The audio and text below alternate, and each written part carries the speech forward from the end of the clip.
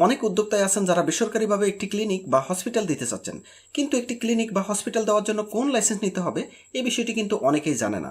তাই আজকের ভিডিওতে আমি আপনাদের সাথে আলোচনা করার চেষ্টা করব আপনারা যারা ক্লিনিক বা হসপিটাল দিতে চাচ্ছেন তাদেরকে কোন লাইসেন্স নিতে হবে, এই লাইসেন্সের জন্য কোথায় থেকে আবেদন করতে হবে, এই লাইসেন্সের আবেদনের জন্য কোন কোন কাগজপত্রগুলো জমা দিতে হবে বা কতদিন সময় লাগতে পারে ইত্যাদি বিষয় নিয়ে এই ভিডিওতে বিস্তারিতভাবে আলোচনা করার চেষ্টা করব। তো চলুন প্রথমে জেনে নেই বেসরকারিভাবে ক্লিনিক বা হসপিটাল লাইসেন্সের জন্য আপনাদের কোথায় আবেদন করতে হবে। এই লাইসেন্সের জন্য আবেদন করতে হবে স্বাস্থ্য অধিদপ্তরের মহাপরিচালকের কার্যালয়ে, যেটি বর্তমানে মহাখালীতে অবস্থিত। এটিকে অনেকেই ডিজি হেলথ নামেও কিন্তু জেনে থাকে। সুতরাং সারা বাংলাদেশে যত উদ্যোক্তা আছেন যারা বেসরকারিভাবে ক্লিনিক বা হসপিটাল দিতে চাচ্ছেন তাদেরকে কিন্তু এই ঢাকাতে মহাখালীতে অবস্থিত স্বাস্থ্য অধিদপ্তরের মহাপরিচালকের কার্যালয়ে গিয়ে এই লাইসেন্সের জন্য আবেদন করতে হবে। তো এবার চলুন দেখে নেই বেসরকারিভাবে হসপিটাল কিংবা ক্লিনিক লাইসেন্সের আবেদনের জন্য কী কী কাগজপত্র আপনাদের জমা দিতে হবে। এখানে প্রথমে একটি কথা বলে নিচ্ছি, আপনারা হসপিটাল করেন কিংবা বেসরকারিভাবে একটি ক্লিনিক করেন, যেটিই করেন না কেন উভয় ক্ষেত্রে কিন্তু কাগজপত্রগুলো একই লাগে এবং একই অথরিটির কাছে এই লাইসেন্সের জন্য আবেদন করতে হয়। সুতরাং এক্ষেত্রে আমি যে সমস্ত ডকুমেন্টসগুলো লাগবে সেই ডকুমেন্টসগুলোর কথা বলে যাচ্ছি। প্রথমত, যারা আবেদনকারী হবে তাদের জাতীয় পরিচয়পত্রের কপি, তাদের পাসপোর্ট সাইজের ছবি, তাদের টিন সার্টিফিকেটের কপি জমা দিতে হবে। এক্ষেত্রে আবেদনকারী যদি একাধিক ব্যক্তি হয়ে থাকে সেক্ষেত্রে প্রত্যেক আবেদনকারীর জাতীয় পরিচয়পত্রের কপি, তাদের প্রত্যেকেরই পাসপোর্ট সাইজের ছবি, তাদের প্রত্যেকেরই টিন সার্টিফিকেটের কপি দিতে হবে। এর পরবর্তীতে দ্বিতীয়টি হচ্ছে, প্রতিষ্ঠানটি যদি লিমিটেড আইনে নিবন্ধিত হয়ে থাকে সেক্ষেত্রে ওই লিমিটেড কোম্পানির সার্টিফিকেট অফ ইনকর্পোরেশনের কপি, মেমোরেন্ডামের কপি, আর্টিকেলস অফ অ্যাসোসিয়েশনের কপি, একই সাথে ওই লিমিটেড কোম্পানির টিন সার্টিফিকেটের কপি দিতে হবে। তৃতীয়টি হচ্ছে, প্রতিষ্ঠানের একটি ট্রেড লাইসেন্সের কপি দিতে হবে। এক্ষেত্রে আপনাদের হসপিটাল কিংবা ক্লিনিক যে এলাকায় স্থাপন করা হয়েছে সেখানকার স্থানীয় কর্পোরেশনের কাছ থেকে এই ট্রেড লাইসেন্সের কপিটি করে নেবেন। এক্ষেত্রে ট্রেড লাইসেন্সের ব্যবসার ধরনে অবশ্যই একটি কথা উল্লেখ করবেন। আপনারা যদি হসপিটাল দিয়ে থাকেন সেক্ষেত্রে ওই ট্রেড লাইসেন্সের ব্যবসার ধরনে কিন্তু হসপিটাল শব্দটি থাকতে হবে, আর আপনারা যদি ক্লিনিক দিয়ে থাকেন সেক্ষেত্রে কিন্তু ব্যবসার ধরনে অবশ্যই ক্লিনিক এই শব্দটি থাকতে হবে। সুতরাং তৃতীয় ডকুমেন্টস হচ্ছে প্রতিষ্ঠানের ট্রেড লাইসেন্সের কপি দিতে হবে। চতুর্থ হচ্ছে, প্রতিষ্ঠানের নামে একটি ব্যাংকে কারেন্ট অ্যাকাউন্ট ওপেন করবেন এবং সে ব্যাংক থেকে একটি ব্যাংক প্রত্যয়নপত্রের কপি বা ব্যাংক সার্টিফিকেটের কপি, যেটি বলেন না কেন সেই ডকুমেন্টসটি দিতে হবে।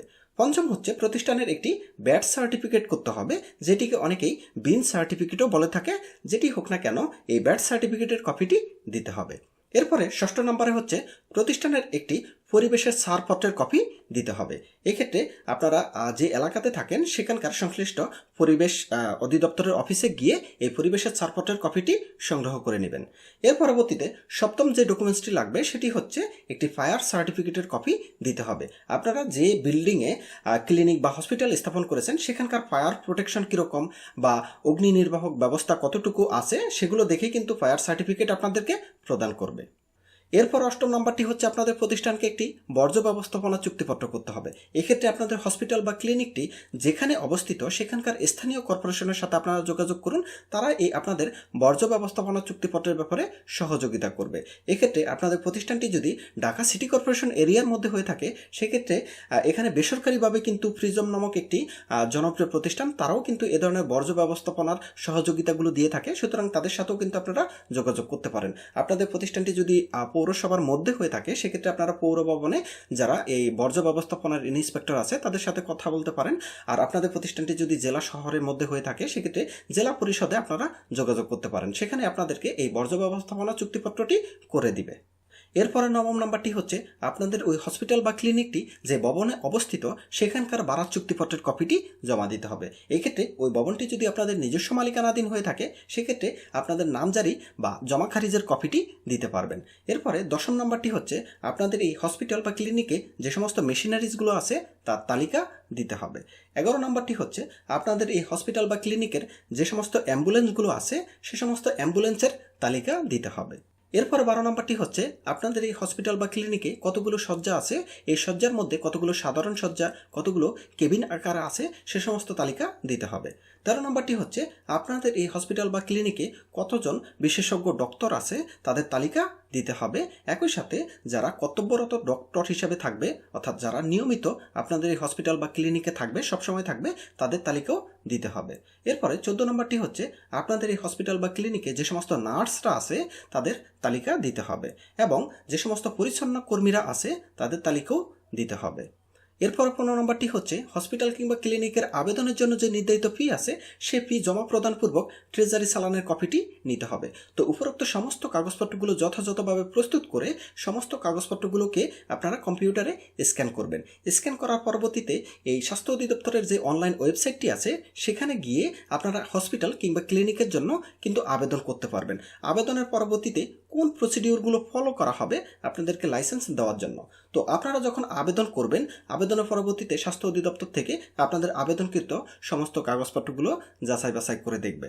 সমস্ত কাগজপত্রগুলো যাচাই বাছাই করে তারা যদি দেখে সব কিছু ঠিক আছে, সেক্ষেত্রে আপনাদের হসপিটাল কিংবা ক্লিনিকের সরজমিনে একটি তদন্ত করার জন্য একটি তদন্ত প্রতিনিধি প্রেরণ করবে। সেক্ষেত্রে তারা যে প্রসিডিউরটি ফলো করে সেটি হচ্ছে তারা আপনাদের যে জেলাতে আপনাদের এই হসপিটাল বা ক্লিনিকটি অবস্থিত সেখানকার সিভিল সার্জেন্টের কাছে একটি অনুরোধ করে যে তারা যাতে একটি তদন্ত করে। তো সংশ্লিষ্ট জেলার সিভিল সার্জেন্টের কার্যালয় থেকে আপনাদের হসপিটাল কিংবা ক্লিনিকে একটি তদন্ত করবে। সেখানে গিয়ে তারা যাচাই বাছাই করে দেখার চেষ্টা করবে আপনারা আবেদনে যে সমস্ত কাগজপত্রগুলো দিয়েছেন সে সমস্ত কাগজপত্রগুলো আদৌ আপনাদের কাছে আছে কিনা, বা আপনারা সে সমস্ত কাগজপত্রের অরিজিনাল কপিগুলো আপনাদের কাছে আছে কিনা এগুলো দেখবে। একই সাথে আপনাদের হসপিটাল বা ক্লিনিকের স্বাস্থ্যসেবা দেওয়ার মতো আপনাদের যথাযথ সক্ষমতা আছে কিনা, বা আপনাদের ইনফ্রাস্ট্রাকচার যথাযথ আছে কিনা, বা এগুলো স্বাস্থ্যসম্মত কিনা, বা আপনাদের যে সমস্ত লোকজন নিয়োগ দেওয়া হয়েছে তারা এক্সপার্ট কিনা, এ সমস্ত বিষয়গুলো তারা যাচাই বাছাই করে দেখার চেষ্টা করবে।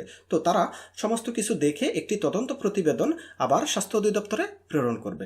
তো আপনাদের এই প্রতিবেদন যদি সঠিক হয় এবং আপনাদের পক্ষে আসে, সেক্ষেত্রেই কিন্তু স্বাস্থ্য অধিদপ্তর থেকে আপনাদেরকে এই কাঙ্ক্ষিত বেসরকারিভাবে হসপিটাল কিংবা ক্লিনিকের লাইসেন্স প্রদান করবে। তো লাইসেন্স পাওয়ার পরবর্তীতে কিন্তু আপনারা বাংলাদেশের আইন অনুসারে যথাযথভাবে বেসরকারিভাবে একটি হসপিটাল কিংবা ক্লিনিক পরিচালনা করতে পারবেন।